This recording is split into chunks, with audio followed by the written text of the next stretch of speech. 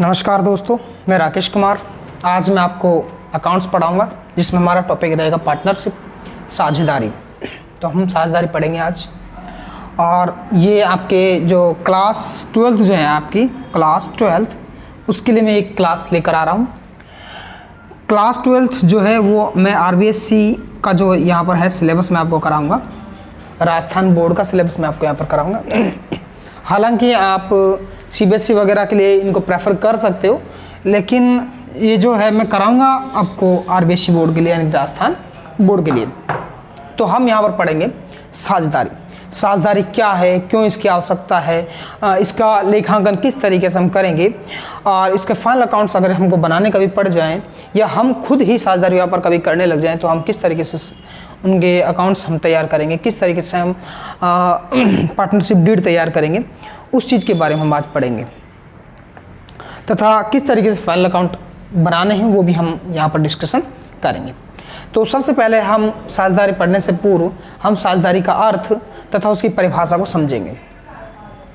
तो यहाँ पर हम बात करते हैं साझेदारी की परिभाषा।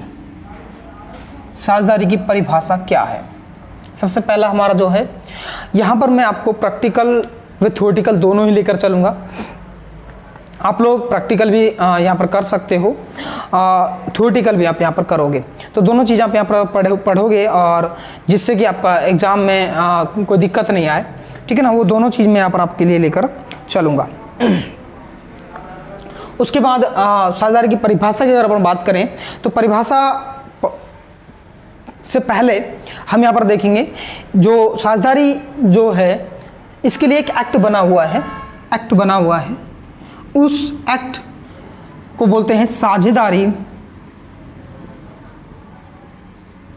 अधिनियम 1932। ये एक्ट इसका बना हुआ है, भारतीय साझेदारी अधिनियम 1932। ये जो एक्ट है ये आपका जम्मू एंड कश्मीर को छोड़कर संपूर्ण भारत में लागू होता है। यानी कि इस एक्ट के अनुसार हमको साझेदारी के जो नियम है, कानून है, वो देखने होते हैं। अगर मान लीजिए ये तो एक्ट बना है आपका, सपोज कीजिए आप दो व्यक्ति मिलकर कोई व्यापार करते हैं, और जब दो व्यक्ति मिलकर अगर व्यापार करते हैं और उन्होंने कह दिया कि बर्बली, यानी कि सिर्फ मुंह से मौखिक रूप से ये बोला है कि जो प्रॉफिट होगा उसे हम 2 या 3 के रेशियो में बांटेंगे, ठीक है। और उन्होंने दोनों ने व्यापार स्टार्ट कर दिया। करने बाद व्यापार जो है 2 साल चलेगा, 3 साल चलेगा, 4 साल चलेगा। कभी ना कभी एक ऐसा टाइम आएगा जिस टाइम वो ये कहेंगे कि मुझे प्रॉफिट ज़्यादा मिलना चाहिए, ठीक है। दूसरा कहेगा नहीं नहीं मुझे ज़्यादा मिलना चाहिए, यानी दोनों में क्या होगा, विवाद होगा। और जब विवाद होता है तो ऐसी सिचुएशन में वहाँ पर एक्ट लागू होता है, कानून लागू होता है। तब वो कोर्ट केस करेगा। कोर्ट केस करने पर जो जज होगा वो पहले इसके नियम को पढ़ेगा, और नियम पढ़ने के बाद वो निर्णय देगा कि यहाँ पर ये काम इस तरीके से होगा। तो हम नियम की भी बात करेंगे। यहाँ पर बीच बीच में कहीं कहीं पर जो है वो आपके साझेदारी अधिनियम 1932 लागू होगा। ये जो है 1 अक्टूबर 1932 को लागू हुआ था। यानी कि भारतीय साझेदारी अधिनियम 1 अक्टूबर 1932 को आया था। अब बात आती है 1932 से पहले भी साझेदारी व्यापार चला था क्या? तो जी हाँ, चला था। 1932 से भी पहले भी लोग बाग साझेदारी व्यापार करते थे। तो उस टाइम कोई कानून, कोई नियम नहीं था। तो उस समय जो था वो भारतीय संविदा अनुबंध चलता था। भारतीय संविदा अनुबंध, यानी कि इसको अनुबंध भी बोल देते हैं, अधिनियम, ये नियम चलता था। ये जो नियम है 1872 में लागू हुआ था। यानी कि कहने का मतलब ये हुआ कि जब साझेदारी अधिनियम जो है वो 1 अक्टूबर 1932 को लागू हुआ था, तो इससे पहले कौन सा अधिनियम लागू होता था? तो उससे पहले भारतीय संविदा, यानी कि भारतीय अनुबंध अधिनियम 1872 लागू होता था, और इसके अनुसार हमको चलना होता था, ठीक है। लेकिन पुराना जमाना अब नहीं चल रहा है। वर्तमान में जो है वो भारतीय साझेदारी अधिनियम 1932 लागू होगा, और ये 1 अक्टूबर 1932 को लागू हुआ था। बात करते हैं परिभाषा की। तो यहां पर अगर हम परिभाषा की बात करते हैं तो भारतीय साझेदारी अधिनियम, भारतीय साझेदारी अधिनियम 1932 की धारा 4 के अनुसार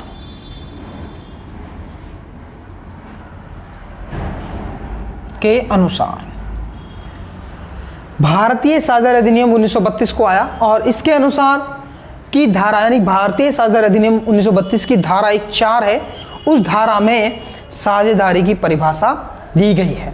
उस परिभाषा को हम यहां देखेंगे तो वो क्या परिभाषा यहां पर दी गई है। तो वो कहता है साझेदारी उन दो या दो से अधिक व्यक्तियों के मध्य पारस्परिक संबंध से है, जिन्होंने ऐसे व्यापार जिन्होंने किसी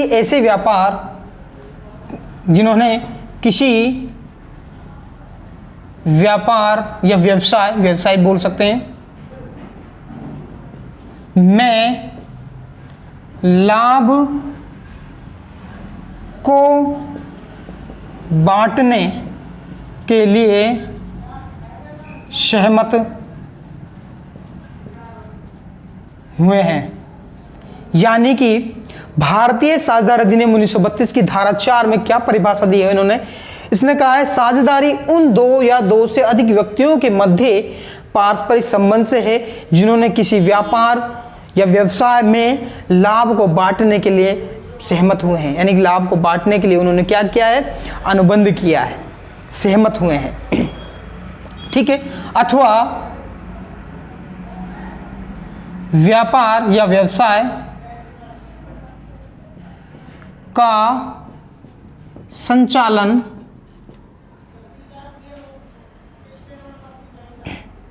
उन सभी साझेदारों द्वारा या उन सभी साझेदारों द्वारा या उन सभी साझेदारों के लिए किसी एक साझेदार द्वारा करना ही साझेदारी कहलाता है। ये इसकी परिभाषा हमने यहां पर दी है। भारतीय साझेदारी अधिनियम 1932 की धारा 4 के अनुसार क्या कहा गया है, बोला गया है साझेदारी उन दो या दो से अधिक व्यक्तियों के मध्य पारस्परिक संबंध से है। यानी कि यहां पर यह बोला गया है कि अगर आपको साझेदारी व्यवसाय करना है तो उसमें दो या दो से अधिक व्यक्ति होने चाहिए और उनके बीच क्या होना चाहिए, पारस्परिक संबंध होना चाहिए। यानी कि उन दोनों के बीच अनुबंध होना चाहिए, सहमति होनी चाहिए उन दोनों की कि व्यवसाय में जो भी लाभ होगा उसको हम आपस में बांट लेंगे। तो यहां पर बोला है जिन्होंने किसी व्यापार यानी कि व्यवसाय में लाभ को बांटने के लिए सहमत हुए हैं।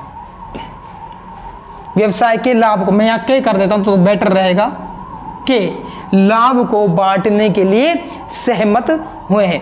यानी हम यहां देख सकते हैं कि पहली बात दो या दो से अधिक व्यक्ति होने चाहिए, दूसरा पारस्परिक संबंध होना चाहिए, यानी सब उनके बीच आपस में क्या होना चाहिए, अनुबंध होना चाहिए। और वो क्या करेंगे, व्यवसाय चलाएंगे। ऐसा नहीं होगा कि व्यवसाय ना चलाएं, यानी कि व्यवसाय होना जरूरी होता है। उसके बाद हम बात करेंगे लाभ को बांटने के लिए वो सहमत हुए हैं, यानी कि लाभ को बांटेंगे।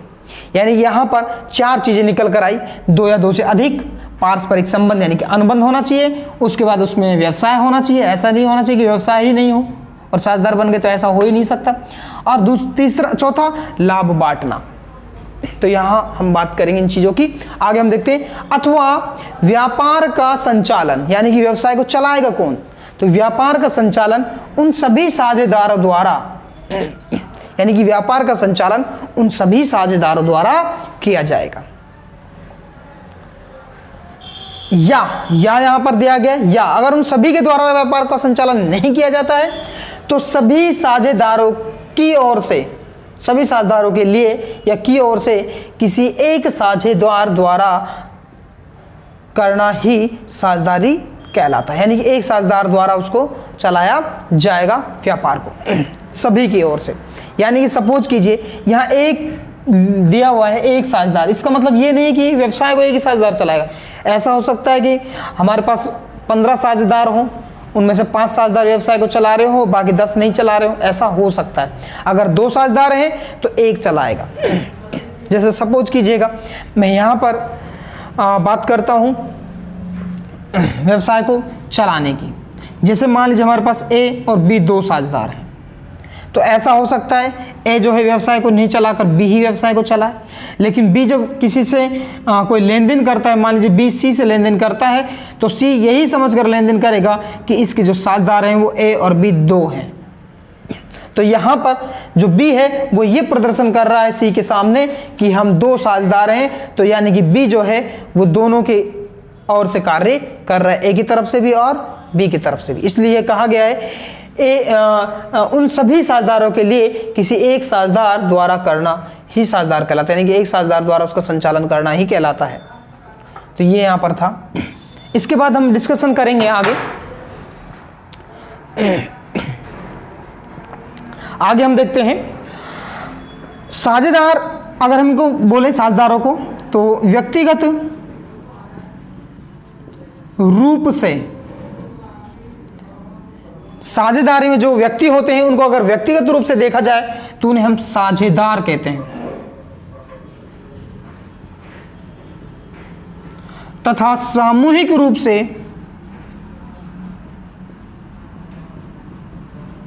ये फर्म कहलाता है, तथा व्यवसाय के नाम को फर्म के नाम से जाना जाता है। यहां पर यह भी इंपॉर्टेंट है, साझेदारी में जो व्यक्ति होते हैं, साझेदारी व्यवसाय में जो व्यक्ति होते हैं उनको व्यक्तिगत रूप से साझेदार कहा जाता है। साझेदारी व्यापार में जो व्यक्ति होते हैं उनको व्यक्तिगत रूप से साझेदार कहते हैं। और इन्हीं को अगर सामूहिक रूप से कहा जाए, यानी सभी साझेदारों को एक साथ लेकर चलें, तो उसको हम फर्म कहते हैं और उस व्यवसाय को फर्म के नाम से जाना जाता है। ये हमारा था। इसके अलावा ये इतना खास इंपॉर्टेंट नहीं है, लेकिन परिभाषा हमारी इंपॉर्टेंट आती है, बाकी ये आपको समझना था और मैंने आपको ये समझा दिया। इसके बाद हम बात करेंगे साझेदारी की विशेषताएं। साझेदारी की विशेषताएं, अगर हम विशेषताओं की बात करें तो मैं यहाँ पर एक एक विशेषताओं को लेकर चलूंगा। पहली विशेषता, अगर आपको ये परिभाषा याद हो जाती है तो आप इसी परिभाषा में से विशेषताएं भी बना सकते हैं। पहली विशेषता की हम बात करें तो 2 या 2 से अधिक व्यक्तियों का होना इसमें अनिवार्य होता है, यानी एक अकेला व्यक्ति साझेदारी व्यवसाय नहीं कर सकता। 2 या 2 से अधिक व्यक्ति, अगर 2 या 2 से अधिक व्यक्ति नहीं है, यानी एक अकेला व्यक्ति कोई साझेदारी व्यवसाय नहीं कर सकता। अगर उसको साझेदारी व्यवसाय करना है तो उस व्यवसाय में 2 या 2 से अधिक व्यक्ति होना जरूरी होता है। तो इसकी जो पहली विशेषता आपकी आती है वो होती है 2 या 2 से अधिक। इनके मध्य क्या होना चाहिए? पारस्परिक संबंध होना चाहिए। तो हम दूसरी विशेषता बोल सकते हैं पारस्परिक संबंध, यानी कि प्रत्येक साझेदार के बीच पारस्परिक संबंध होना चाहिए, अर्थात उनके बीच अनुबंध होना चाहिए। क्या होना चाहिए, अनुबंध होना चाहिए कि जो भी हम व्यापार करेंगे वो किस तरीके से करेंगे, किस तरीके से लाभ बांटेंगे, वो सारी चीजें आपका पारस्परिक संबंध के तहत आ जाएगा। तीसरी हम बात करते हैं जिन्होंने किसी व्यापार, यानी कि इसमें व्यापार होना अनिवार्य है, व्यवसाय या व्यापार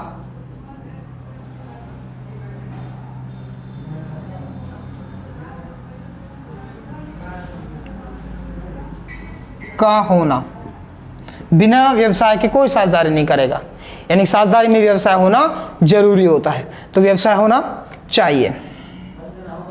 चौथा हम बात करते हैं यहां लाभों को बांटना, लाभों को बांटना, लाभों को बांटने की यहां पर क्या होनी चाहिए, सहमति होनी चाहिए, किस तरीके से वो लाभ बांटेंगे वो चीज यहां पर होना चाहिए। तीसरा हम बात करते हैं, पांचवा, व्यापार का संचालन। अभी मैंने यहां पर बताया व्यापार का संचालन दो तरीके से यहां पर होगा, या तो सभी साझेदारों द्वारा चला जाए,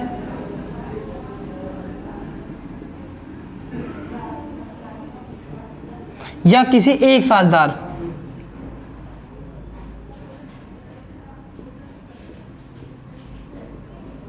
सभी के लिए, सभी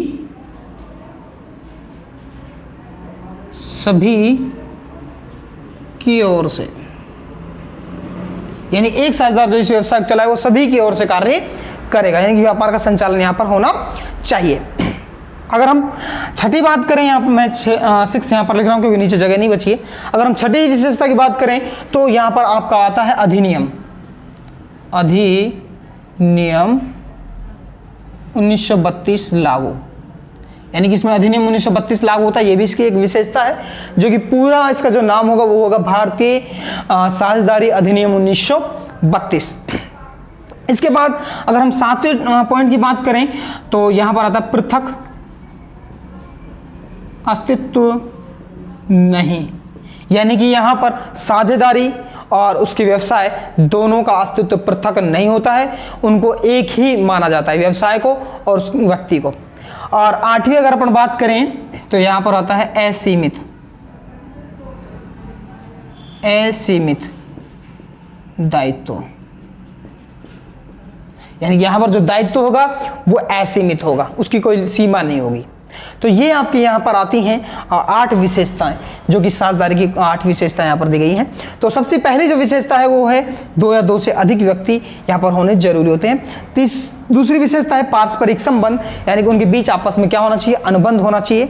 उसके बाद आता है व्यापार होना, बिना व्यापार के कोई साझेदारी नहीं करेगा, तो व्यापार होना जरूरी होता है। चौथा आपका आता है लाभों का बांटना, यानी कि वो लाभों को बांटने की सहमति करेंगे तथा वो किस तरीके से लाभ बांटेंगे वो पार्टनरशिप डीड में वो रहेगा।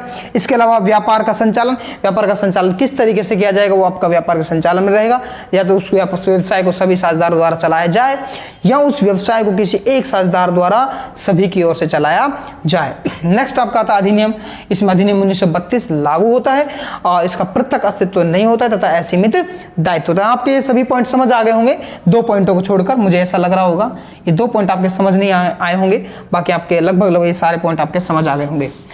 तो अगर आपने ये नहीं उतारा है तो वापस पीछे जाइए और इसको पॉज करके आप उतार लीजिएगा। तो यहाँ पर मैं 2 पॉइंटों को लेकर बात करूंगा।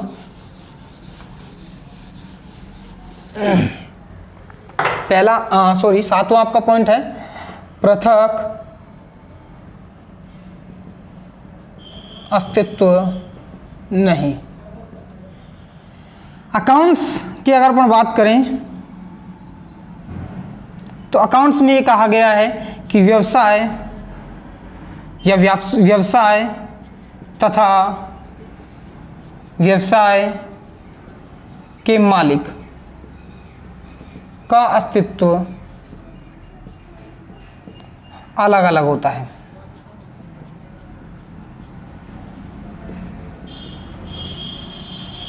ये आपने पढ़ा होगा कि व्यवसाय तथा व्यवसाय के ओनर का जो अस्तित्व होता है वो अलग अलग होता है। ये आपने अकाउंट्स में पढ़ा है, बताओ भाई पढ़ा है कि नहीं पढ़ा?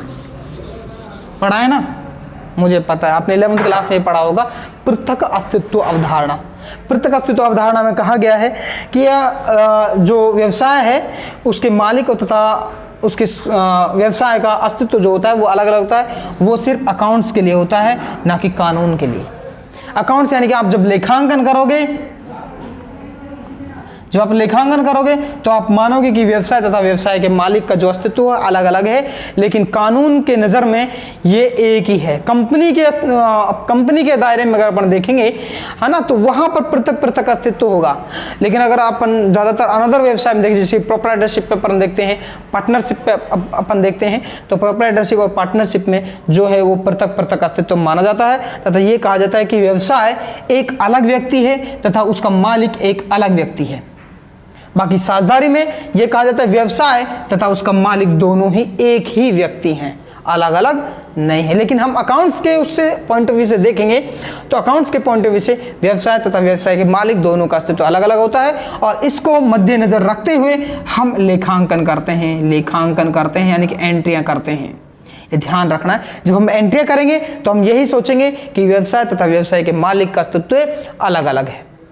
लेकिन यदि कानून की नज़र में देखें तो क्या होगा? अगर हम भारतीय संविदा अनुबंध, भारतीय साझेदारी अधिनियम 1932 के तहत अगर हम देखते हैं तो वहाँ पर जो इसका अस्तित्व होता है साझेदारी का, यानी कि व्यवसाय और व्यवसाय के मालिक का, तो वो अलग अलग नहीं है, उन दोनों को एक ही माना जाता है। ये आपको ध्यान रखना है। उसके बाद आपका आता है असीमित दायित्व, 8वां पॉइंट।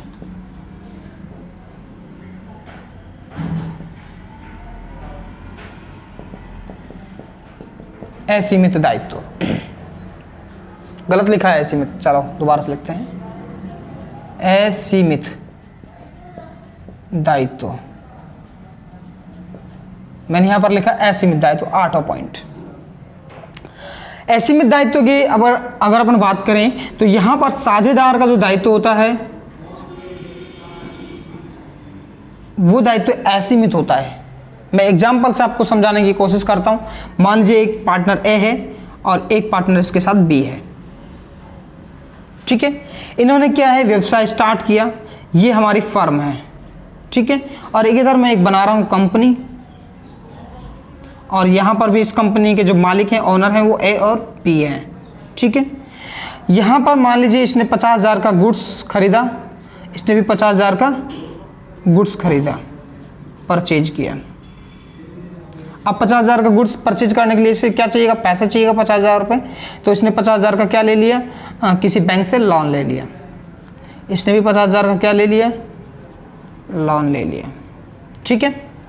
इनके पास एक शॉप है, बिल्डिंग है, यानी मैं बोलता हूँ इसके पास एक बिल्डिंग है जिसकी वैल्यू 20,000 रुपये है, जहाँ पर ये सामान को रखेंगे।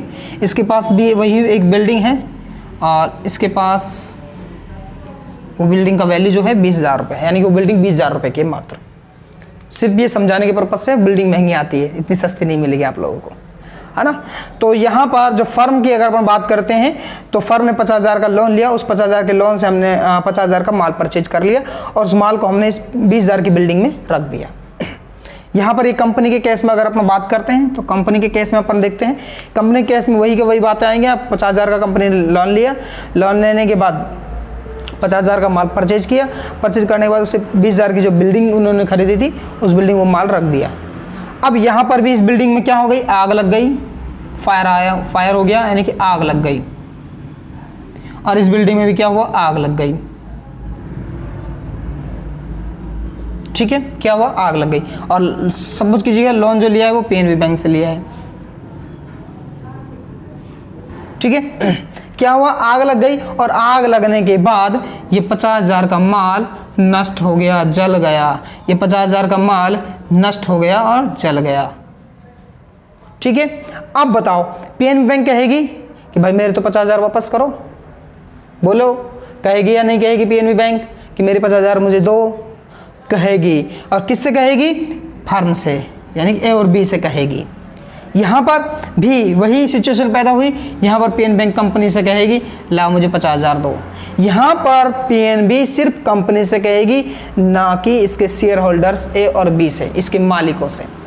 जबकि यहाँ पर पीएनबी ए और बी से कहेगी, यानी फर्म से मान लो चाहे ए और बी, क्योंकि दोनों मैंने कहा कि इनका पृथक अस्तित्व नहीं है, दोनों एक ही हैं, चाहे ए और बी से बोल दो चाहे फर्म से बोल दो।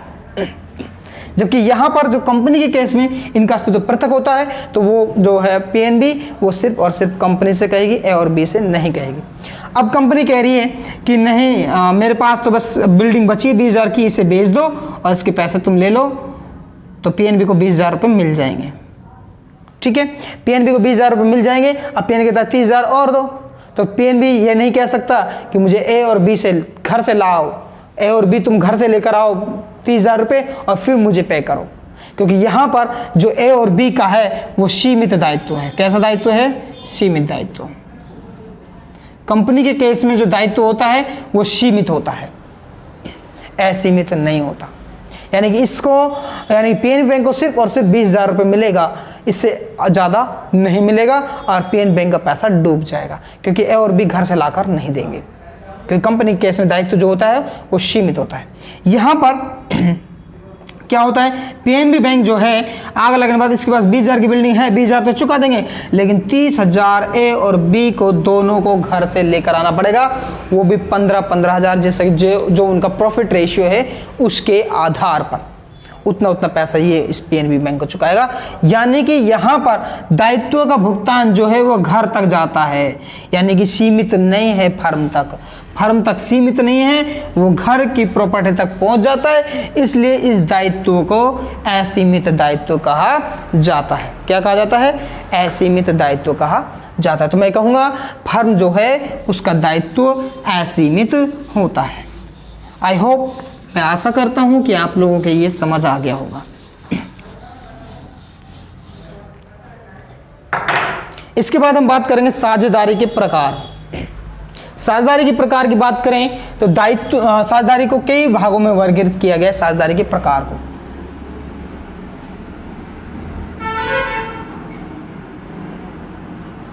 साझेदारी के प्रकार को कई भागों में वर्गीकृत किया गया है, उसके आधार पर इसको बांटा गया है। ठीक है, तो पहला आपका आता है दायित्व के अनुसार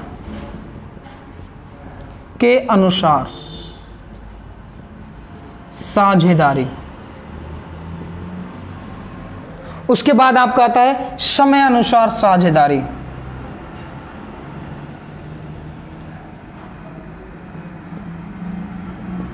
समय के अनुसार साझेदारी। एक आता है उद्देश्य के अनुसार साझेदारी। उद्देश्य अनुसार,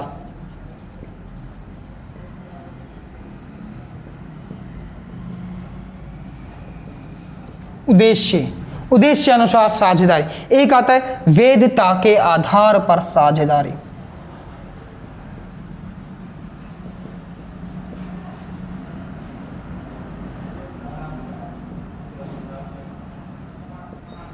तो साझेदारी को 4 भागों में वर्गीकृत किया गया है। पहला हम बात करते हैं दायित्व के आधार पर। तो दायित्व के आधार पर 2 साझेदारी होती है, एक होता है सीमित साझेदारी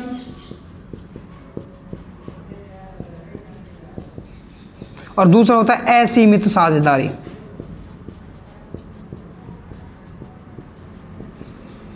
सीमित साझेदारी यानी कि हम बोल सकते हैं सीमित दायित्व वाली साझेदारी, और एक हम बोल सकते हैं असीमित दायित्व वाली साझेदारी।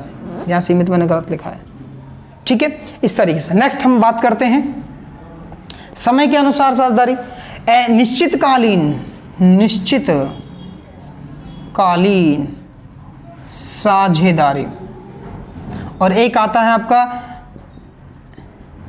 अनिश्चितकालीन साझेदारी।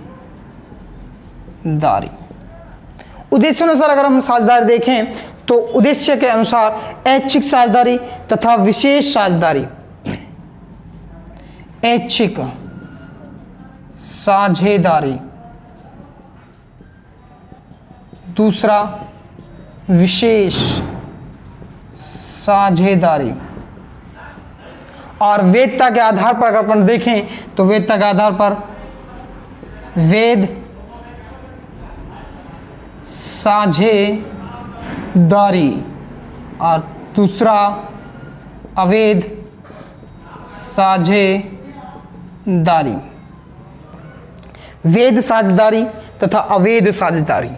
तो यहां पर साझेदारों के प्रकार को 4 भागों में वर्गीकृत किया गया है। पहला दायित्व के अनुसार साझेदारी, समय अनुसार साझेदारी, उद्देश्य अनुसार साझेदारी और वैधता अनुसार साझेदारी। दायित्व के आधार पर देखें तो असीमित साझेदारी, जो कि मैंने अभी आपको कराया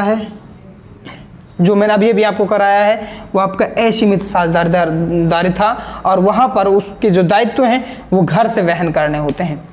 सीमित साझेदारी, यानी कि सीमित साझेदारी ऐसी साझेदारी जहां पर पैसा घर से नहीं देना होता, यानी कि उस फर्म से ही लेना होगा, घर से आपको कोई पैसा चुकाना नहीं है, दायित्व का कोई भुगतान आपको घर की प्रॉपर्टी से नहीं करना है, तो वो असीमित साझेदारी आता है। भारत में ये प्रचलन में नहीं है सीमित साझेदारी, और ये फर्म में आपकी आ जाती है, तो इसलिए इतना खास हमारे लिए इंपॉर्टेंट नहीं है। एक आता है निश्चितकालीन साझेदारी। निश्चितकालीन साझेदारी यानी कि ऐसी साझेदारी जो एक निश्चित समय तक चलेगी। जैसे कि हमने पुल बनाने के लिए 2-3 पार्टनर्स हम मिल गए और हमने पुल बनाएंगे, तब तक वो हमारी साझेदारी रहेगी, और जैसे पुल बनकर तैयार हमारी साझेदारी खत्म, और पुल से जो बेनिफिट होगा उसे हम आपस में बांट लेंगे। तो ये कहलाती है आपकी निश्चित साझेदारी, निश्चितकालीन साझेदारी। अनिश्चितकालीन साझेदारी यानी कि वे साझेदारी जो कि जिसकी कोई सीमा नहीं है, कोई निश्चित तिथि नहीं है कि इस दिन को हम इस साझेदारी को बंद। जैसे कि हमने मान लीजिए कोई मोबाइल की शॉप हमने पार्टनरशिप में डाल ली है, तो हम ये कहकर थोड़ी डाल रहे हैं कि हम इसको 1 साल चलाएंगे, 2 साल चलाएंगे, 2 साल चलाने के बाद हम इसे बंद कर देंगे, नहीं, वो हमारी परमानेंट रहेगी। अब वो कोई मान लीजिए फायर वगैरह हो जाता है, आग वगैरह लग जाती है, या कोई भूकंप या कोई प्राकृतिक विपदा आ जाती है, तो वो अलग बात है, ऐसी सिचुएशन में बंद होना, यानी कंपनी लॉ यानी साझेदारी फर्म जो है वो लॉस में चली जाती है, और फिर उस के आधार पर आप उसे बंद कर दे, तो वो अलग बात है। आपने तो ये सोचकर वो व्यवसाय नहीं किया कि हम लॉस में जाएंगे, आपने तो यही सोचकर किया था कि हम प्रॉफिट में जाएंगे और इस व्यवसाय को हम लंबे समय तक चलाएंगे। ठीक है, तो अनिश्चितकालीन साझेदारी जिसकी कोई निश्चित एक तिथि नहीं हो कि वो व्यवसाय कब बंद होगा, तो इस स्थिति में वो निश्चितकालीन साझेदारी कहलाती है। ऐच्छिक साझेदारी और विशेष साझेदारी। यहां पर अगर विशेष साझेदारी की बात करें तो वो हुबहू निश्चित से मिल जाता है। विशेष साझेदारी यानी किसी विशेष कार्य को करने के लिए जब साझेदार बनते हैं तो विशेष साझेदारी कहलाती है, जो कि एक निश्चित समय के लिए होता है। वही बात हम पुल वाली बात करते हैं, तो एक पुल बनाने के लिए हमने साझेदारी की, तो वो एक विशेष साझेदारी की श्रेणी में आता है। ऐच्छिक साझेदारी जो है वो आपकी इसकी श्रेणी में ही आएगा वो भी, लेकिन वो क्या रहेगा, हमने निश्चित समय के लिए साझेदारी की थी, हमने पुल बनाने के लिए साझेदार बने थे, लेकिन जैसे पुल बनकर तैयार हुआ उसके बाद भी यदि हम साझेदार बने रहते हैं तो वो विशेष ऐच्छिक साझेदारी कहलाती है, कि हम उसके बाद भी एक निश्चित समय के बाद भी हम साझेदार हैं किसी और काम के लिए। उसके बाद आपका आता है वैध और अवैध साझेदारी। यदि किसी वैध यानी कि ऐसा कोई व्यापार हम करते हैं जो कि भारतीय कानून में वैध हो, अवैध नहीं हो, तो वो वैध साझेदारी कहलाती है। और जो भारतीय कानून में अवैध की श्रेणी में आता है वो आपकी अवैध साझेदारी। जैसे कि मान लीजिए हम दारू निकालने का काम करते हैं पार्टनरशिप में मिलकर, और दारू बेचने का काम करते हैं, तो आपके अवैध की श्रेणी में आएगा। लेकिन हम कानून से यदि परमिशन लेकर उसी काम करते हैं तो वैध की श्रेणी में आएगा। आपने कहा हम कार चोरी का काम करेंगे तो अवैध की श्रेणी में आएगा। और यदि आप कार बनाने का कोई काम करते हो, मैन्युफैक्चरिंग का काम करते हो, तो वैध की श्रेणी में आएगा। ठीक है, इस तरीके से साझेदारी हम यहां पर देखेंगे।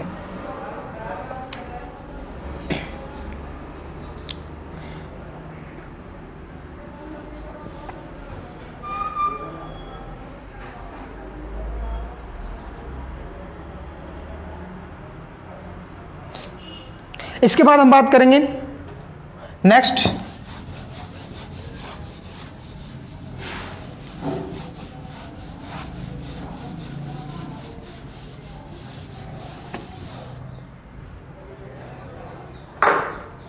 इसके बाद हम बात करेंगे साझेदारी संलेख।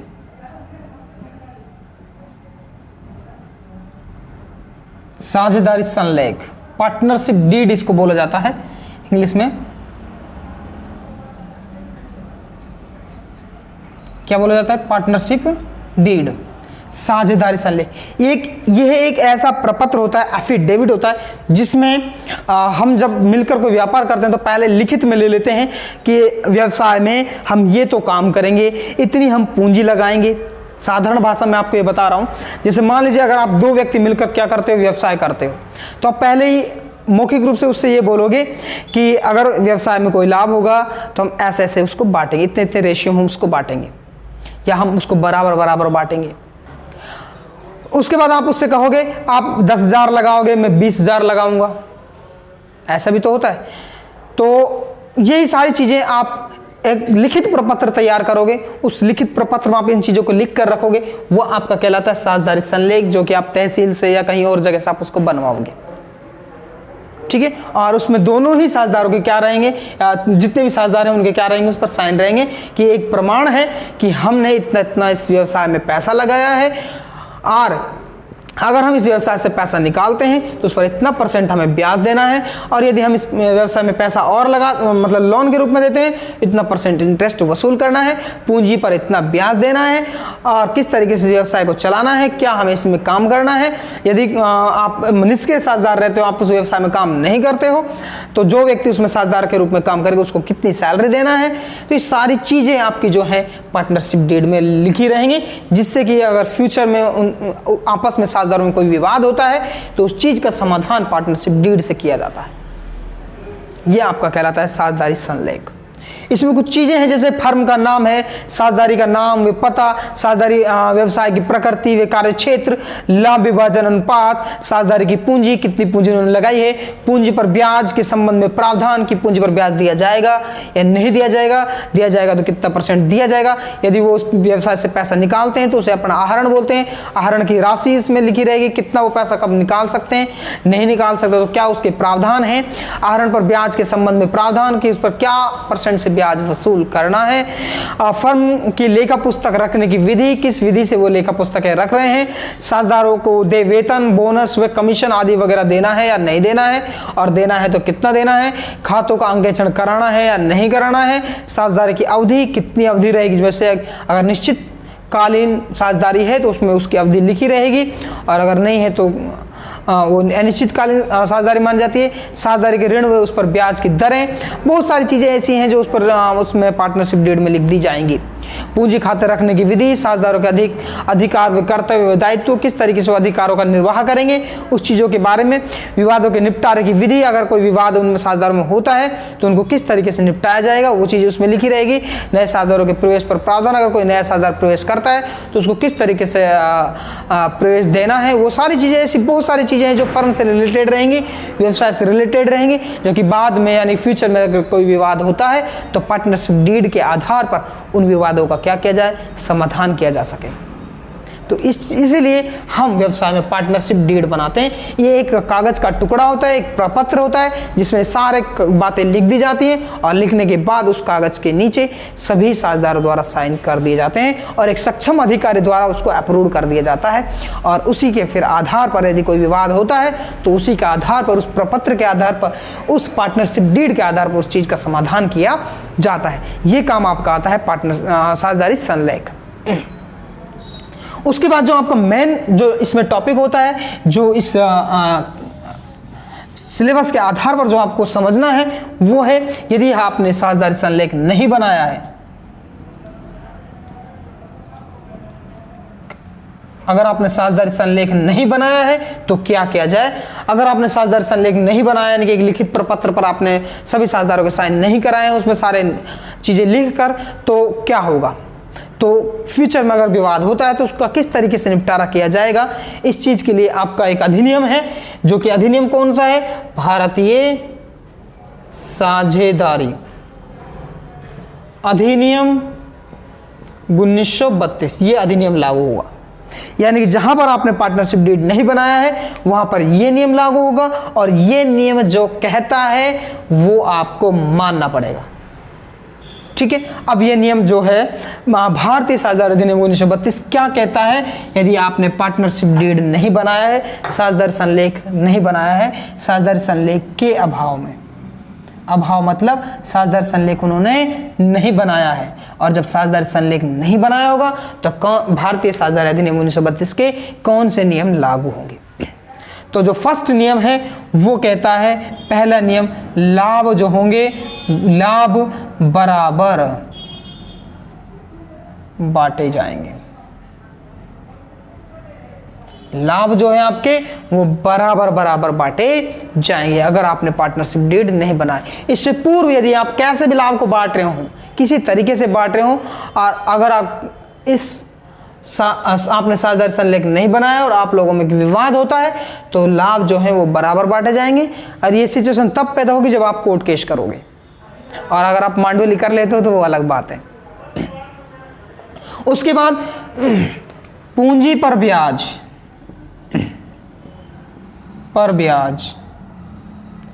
नहीं दिया जाएगा,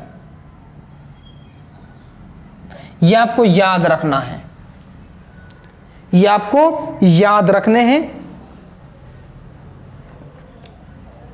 जहां आप क्वेश्चंस जो करोगे इन्हीं के आधार पर करोगे, जहां पर साझेदारी संलेख का अभाव होगा वहां पर हम लाभ बराबर बांटेंगे, पूंजी पर ब्याज नहीं दिया जाएगा। उसके बाद आपका तीसरा आता है, आहरण पर ब्याज नहीं लिया जाएगा, आहरण पर ब्याज नहीं लिया जाएगा।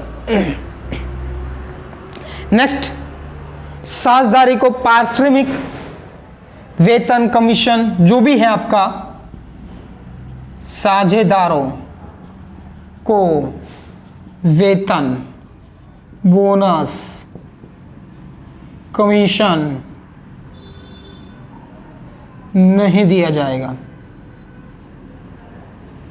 यदि किसी साझेदार ने उस फर्म को अगर लोन दिया है, ऋण के रूप में पैसा दिया है, तो ऋण पर 6% से ब्याज दिया जाएगा। ऋण पर 6% से ब्याज दिया जाएगा, ये आपको याद रखना है। ठीक है, तो ये जो 5 नियम हैं आपके लिए बहुत ही इंपॉर्टेंट नियम है और ये आपको याद होने चाहिए। पहला जो नियम है साझेदारी संलेख के अभाव में, जो कि भारतीय साझेदारी अधिनियम 1932 कहता है कि लाभ बराबर बांटेंगे, पूंजी पर ब्याज नहीं दिया जाएगा, आहरण पर ब्याज नहीं लिया जाएगा और साझेदारों को कोई वेतन, बोनस, कमीशन नहीं दिया जाएगा। और जब मेन जो टॉपिक इंपॉर्टेंट है वो है ऋण पर ब्याज 6% दिया जाएगा। ये 5 जो हैं आपके लिए बहुत इंपॉर्टेंट हैं। अगर आप किसी भी क्वेश्चन को करते हो तो ये आपके याद होने चाहिए। अगर क्वेश्चन में कहता है कि साझेदारी संलेख का अभाव है तो ये नियम लागू होंगे। क्वेश्चन में कहता है कि लाभ जो है वो 2:3 में बांटा जाएगा, तो सीधा है हम समझ जाएंगे कि साझेदारी संलेख दिया हुआ है और उसके आधार पर बांटेंगे। अगर क्वेश्चन में दिया गया लाभ 2:3 में बांटते हैं लेकिन साझेदारी संलेख का अभाव है तो नियम ये लागू होगा, लाभ बराबर बांटा जाएगा। ये आप लोगों को समझना है। इसके आगे अपन बात करेंगे, तो ये आप नोट डाउन कर लीजिएगा।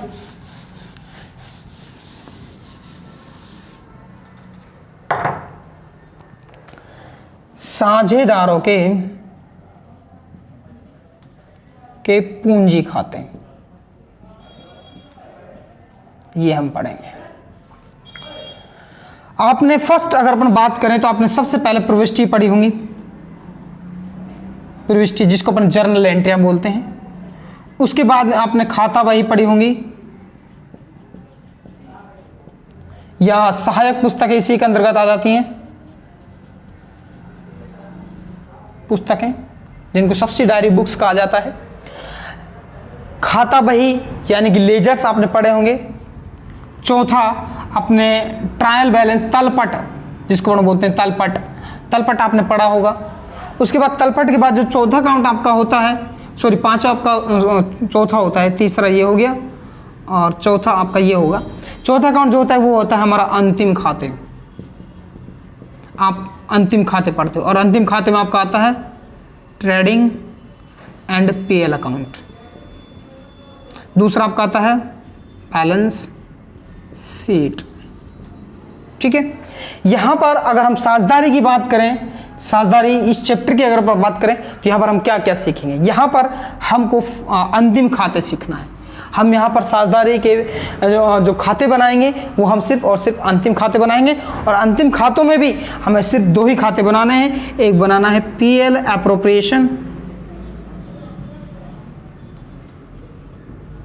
अकाउंट, और दूसरा हमको बनाना है बैलेंस शीट। हमको यहाँ पर दो खाते बनाना सीखना है।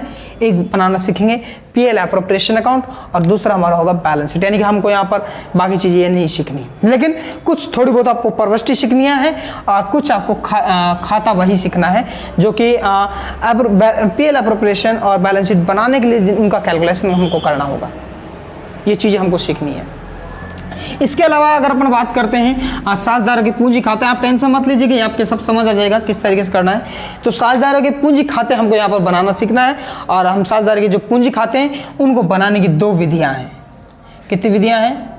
दो विधियाँ हैं। एक है परिवर्तनशील और दूसरा है स्थिर। एक विधि है आपकी स्थिर पूंजी खाता, और एक आपका है परिवर्तनशील पूंजी खाता। आपको दो तरीके से यहां पर खाते बनाना सीखना है। एक है आपका स्थिर पूंजी खाता, दूसरा है आपका परिवर्तनशील पूंजी खाता। दो खाते आपको यहां पर बनाना सीखना है। साझेदारों के पूंजी खाते जो हैं, एक आपका स्थिर पूंजी खाता, एक परिवर्तनशील पूंजी खाता। दो खाते आपको यहां पर सीखना है। स्थिर अगर पूंजी खाते की बात करें तो यहां पर आपको एक ही खाता आपको यहां पर बनाना है। सॉरी, एक खाता नहीं, दो बनाने हैं। ठीक है। स्थिर की अगर बात करें, यहाँ पर पूंजी जो है आपकी वो स्थिर रहेगी, तो आपको दो खाते बनाने होंगे। एक बनाना होगा पार्टनर्स कैपिटल अकाउंट, दूसरा आपको बनाना होगा पार्टनर्स करंट अकाउंट। जो भी आपको पूंजी में परिवर्तन करना है वो पार्टनर्स करंट अकाउंट में करोगे, इसमें कोई परिवर्तन नहीं रहेगा। यानी कि स्थिर पूंजी खाते में पार्टनर्स की जो पूंजी होगी वो फिक्स रहेगी, वो कभी भी परिवर्तन उसमें मतलब कभी भी चेंजेज नहीं होगा, फिक्स रहेगी। एक बार जो पूंजी है वो पूंजी हर साल वही के वही रहेगी। कुछ विशेष परिस्थितियां हैं जिसमें ये पूंजी चेंज हो सकती है, बाकी कभी चेंज नहीं होगी। पूंजी तब चेंज हो सकती है जब उसमें और कोई पूंजी उसमें आए या उसमें से कोई पूंजी चली जाए, तो पूंजी चेंज हो सकती है, बाकी पूंजी चेंज नहीं होगी। ठीक है। और जो भी चेंजेस आपको करने हैं वो पार्टनर्स करंट अकाउंट में करोगे, यानी कि अगर पार्टनर्स को कुछ भी देना है वो पार्टनर्स करंट अकाउंट से आप दोगे। परिवर्तनशील पूंजी खाता, यानी कि यहां पर पूंजी हर साल परिवर्तित होगी, यानी चेंज होती रहेगी। तो यहां पर एक ही खाता बनेगा, वो बनेगा पार्टनर्स पूंजी खाता, यानी capital account. Partners capital account परिवर्तनशील में, यानी कि पूंजी जो भी हम पार्टनर्स को देंगे वो सीधा सीधा इसमें ऐड करेंगे, इसी में से घटा देंगे, इसी में ऐड करेंगे, इसी में से घटा देंगे, यानी पूंजी आपके हर साल चेंज होती रहेगी। जबकि अगर स्थिर पूंजी खाता अगर हम विधि का प्रयोग करते हैं तो यहाँ पर जो पार्टनर्स कैपिटल है वो चेंज नहीं होगा, वो फिक्स रहेगा। और जो भी आपको पार्टनर्स को देना है या पार्टनर्स से लेना है वो आपको पार्टनर्स करंट अकाउंट से ही देना है और पार्टनर्स करंट अकाउंट में ही लेना है। तो यहाँ पर जो भी परिवर्तन होंगे वो पार्टनर्स करंट अकाउंट में होंगे, जबकि यहाँ पर सारा का सारा चेंजेस आपका पार्टनर्स करंट अकाउंट में होगा। यहीं से देना है पार्टनर्स को और यहीं से पार्टनर्स से लेना है और इसमें ऐड कर देना है। और जो पूंजी आपकी वो फिक्स रहेगी। कुछ विशेष परिस्थितियां हैं जो मैंने आपको बताया, अगर पूंजी इसमें और आती है तो पूंजी इंक्रीज हो जाएगी, अगर पूंजी जाती है तो पूंजी डिक्रीज हो जाएगी। यहाँ पर केस ये आता है, यदि कोई एडिशनल पूंजी लगाता है, अतिरिक्त पूंजी लगाता है, तो ऐसी स्थिति में पूंजी आपकी परिवर्तन हो जाएगी, लेकिन फिर भी वो स्थिर पूंजी की श्रेणी में ही आएगी। ठीक है। दूसरा, यदि मान लीजिए कोई पार्टनर्स उस कंपनी से मतलब फर्म से निकलना चाहता है, उस फर्म में शामिल नहीं रहना चाहता है, उस फर्म में पार्टनर नहीं रहना चाहता है, तो ऐसी सिचुएशन में वो इस फर्म में से हटेगा और हटने पर वो अपनी पूंजी अपने साथ लेकर जाएगा, तो ऐसी स्थिति में पूंजी निकल जाएगी।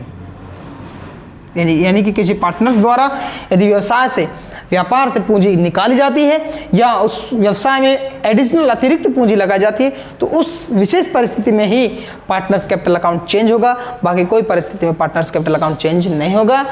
और यहाँ पर पार्टनर्स करंट अकाउंट बनाया जाएगा, जो भी परिवर्तन होगा इसमें होगा। और अगर परिवर्तनशील पूंजी खाता है तो पार्टनर्स कैपिटल अकाउंट एक ही खाता बनेगा, आपको करंट अकाउंट बनाने की जरूरत नहीं। जो करंट अकाउंट आप एंट्री करोगे वो सीधा का सीधा पार्टनर्स कैपिटल अकाउंट में कर दो, फ्री। इतना आपका होता है, तो ये आपको ध्यान रखना है।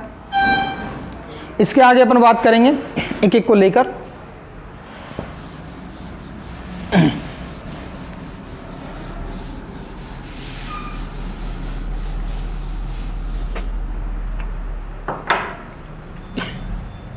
अगर पार्टनर्स कोई व्यवसाय करते हैं, व्यापार करते हैं, ठीक है, तो अगर व्यवसाय करते हैं तो इस व्यवसाय से उनको क्या बेनिफिट्स होंगे, क्या उनको मिलेगा? क्योंकि पार्टनर्स जब भी व्यवसाय करते हैं तो उनका मेन जो उद्देश्य होता है वो होता है लाभ कमाना। व्यवसाय करने का जो मुख्य उद्देश्य होता है वो होता है लाभ कमाना। तो पार्टनर्स अगर व्यवसाय करते हैं तो उनको क्या बेनिफिट्स होंगे, उसके बारे में अपने यहाँ पर डिस्कशन करेंगे। पार्टनर्स का सबसे पहला बेनिफिट्स होगा, वो उसमें पूंजी तो लगाएगा, उस पूंजी पर ब्याज लेगा, यानी पार्टनर्स उस साझेदारी व्यवसाय यानी फर्म में जो पैसा लगाएगा उस पैसे पर वो ब्याज लेगा। क्या वसूल करेगा? ब्याज लेगा। ठीक है, ये आपका पहला पॉइंट होगा, यानी कि ये प्रॉफिट कमाएगा उससे, ब्याज से वो क्या कमाएगा? इनकम कमाएगा। दूसरा हम बात करते हैं, अगर पार्टनर्स ने उससे पैसा निकाला हुआ है, आहरण किया है, ड्राइंग किया है, यानी फर्म से पैसा निकाला है, यानी कि उसको किसी निजी काम के लिए पैसे की जरूरत पड़ गई और उसने फर्म से पैसा निकाल लिया है, तो ऐसी सिचुएशन में उसे आहरण पर ब्याज देना पड़ेगा। आहरण पर ब्याज देना होगा, यानी कि आहरण पर ब्याज लेगा। कौन लेगा? फर्म, व्यवसाय लेगा। किससे लेगा? साझेदार से। यानी कि यहाँ पर अगर पूंजी पर ब्याज की बात करें तो फर्म पूंजी पर ब्याज देगी। यहाँ पर मैंने कहा अकाउंट्स के हिसाब से अगर अपन देखते हैं तो अकाउंट्स के हिसाब से जो पार्टनर्स है और जो व्यवसाय है उनका अस्तित्व अलग अलग होता है।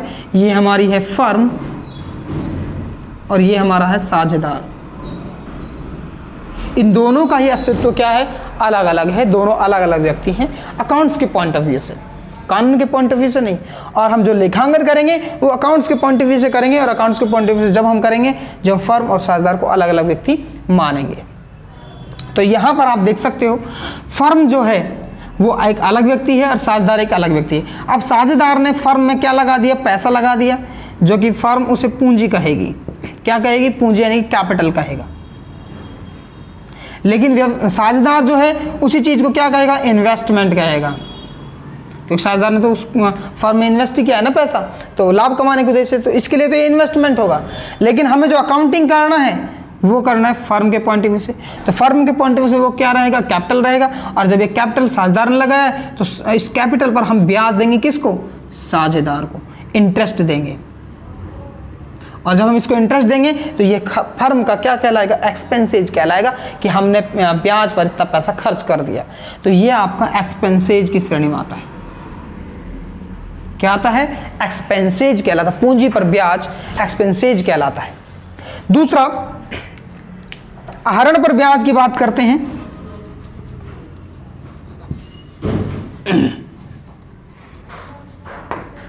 अगर हम आहरण पर ब्याज की बात करते हैं तो आहरण पर फर्म साझेदार को जब पैसे की आवश्यकता पड़ती है तो साझेदार फर्म से पैसा लेता है, जिसे हम ड्राइंग कहते हैं। क्या कहते हैं? ड्राइंग कहते हैं फर्म के पॉइंट ऑफ व्यू। इसकी पॉइंट ऑफ व्यू से विड्रॉ होता है। विड्रॉ, हमने पैसा निकाला, जैसे एटीएम में से पैसा विड्रॉ करते हैं, उसी तरीके से साझेदार के लिए विड्रॉ कहलाता है,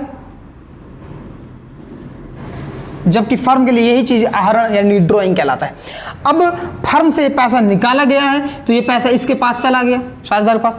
अब कहता है फर्म साझेदार से कि आपने मुझसे पैसा लिया है आहरण के रूप में, मुझे क्या दो? इस पैसे पर ब्याज दो। तो फर्म कहेगा साझेदार से मुझे ब्याज दो, और इसके पास इंटरेस्ट क्या होगा? आएगा। और जब इंटरेस्ट आएगा तो इंटरेस्ट जब प्राप्त होता है तो वो इनकम कहलाता है। तो आहरण पर ब्याज इनकम होता है। ये आपको ध्यान रखना है, ये इंपॉर्टेंट है आप लोगों के लिए। जब हम एंट्रियां करेंगे या सवाल को करेंगे तब आपके ये समझ आएगा। उसके बाद कहता है तीसरा, सैलरी, ये वेतन। का भुगतान, वेतन का भुगतान यहां पर साझेदारों को होगा। मैं पूरा वापस से लिखता हूं,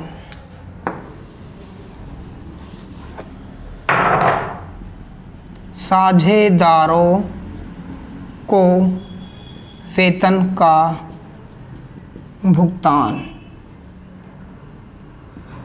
यदि साझेदारों को वेतन का भुगतान किया जाता है तो यहां पर फर्म और साझेदार, देखिएगा यहां पर फर्म जो है साझेदार को क्या दे रहा है, सैलरी दे रहा है, सैलरी दे रहा है, और सैलरी दे रहा है तो इसका मतलब साझेदार के पास जा रहा है, फर्म दे रहा है, इसका मतलब ये क्या हुआ आपका, ये आपका एक्सपेंसेज हुआ। क्या हुआ, एक्सपेंसेज, ये आपका एक्सपेंसेज की श्रेणी में आता है। तीसरा अपन बात करते हैं, सॉरी चौथा, साझेदारों को कमीशन देना, चाहे कमीशन दे, चाहे कुछ और दे, चाहे बोनस दे, साझेदारों को कमीशन देना, ये भी आपका एक्सपेंसेज की श्रेणी में आता है। चाहे वो सैलरी दे, कमीशन दे, कोई बोनस दे, किसकी श्रेणी में आएगा, एक्सपेंसेज की श्रेणी में आता है। पांचों हम बात करते हैं ऋण, साझेदारी ऋण पर ब्याज, ऋण पर ब्याज, यानी कि मैंने कहा फर्म और मैंने कहा साझेदार। साझेदार ने इस फर्म को मान लीजिए 10,000 या 20,000 जो भी है एक लोन के रूप में अमाउंट दिया है। किसके रूप में दिया है, लोन, एडिशनल पूंजी के रूप में नहीं दिया, पूंजी नहीं लगाई उसने, लोन दिया है फर्म को। क्या दिया है, ब्याजू पैसा दिया है, और जब ब्याजू पैसा दिया है तो फर्म इसके ऊपर क्या देगा, ब्याज देगा, इंटरेस्ट देगा, जो कि इसके लिए क्या कहलाएगा, एक्सपेंसेज कहलाएगा। क्या कहलाएगा, एक्सपेंस, यानी साझेदारी ऋण पर ब्याज कंपनी के लिए क्या कहलाता है, एक्सपेंसेज, फर्म के लिए क्या कहलाएगा आपका, एक्सपेंसेज कहलाएगा। आपको यहाँ पर देखना है कि सभी सारे के सारे क्या हैं, यहाँ पर एक्सपेंसेज एक्सपेंसेज एक्सपेंसेज आए हैं, एक्सपेंसेज आया है, लेकिन आहरण पर ब्याज इनकम की श्रेणी में आया है। किसकी श्रेणी में आया है, इनकम की श्रेणी में आया है। ठीक है, तो ये आपके समझ आया होगा। व्यवसाय में 5 क्रियाएं होती हैं, पूंजी पर ब्याज, आहरण पर ब्याज, साझेदारों को वेतन कमीशन भुगतान, और साझेदारी को ऋण पर ब्याज, साझेदारी ऋण पर ब्याज साझेदारों को दिया जाता है। ये आपकी चीजें हैं। यहाँ पर ध्यान रखना है कि साझेदार जो हैं, साझेदार जो हैं उनको रुपया फर्म द्वारा नगद नहीं दिया जाता, उनको सिर्फ जो पैसा है उनके कैपिटल अकाउंट में जोड़ा जाएगा, कैपिटल अकाउंट, कैपिटल खाते में जोड़ दिया जाए, यानी कि उनको नगद पैसे नहीं देकर उनके जो कैपिटल अकाउंट है, यानी कि कैपिटल जो है उनकी, उसको बढ़ा दिया जाएगा। एक छठा पॉइंट जो रह गया उसकी भी अपन बात करते हैं। अगर इनको देने के बाद ही अगर कोई लाभ बचता है तो उसे बांटा जाएगा। अगर कोई लाभ बचता है तो उसे आपस में बांट दिया जाएगा। ये आपका होता है। ठीक है,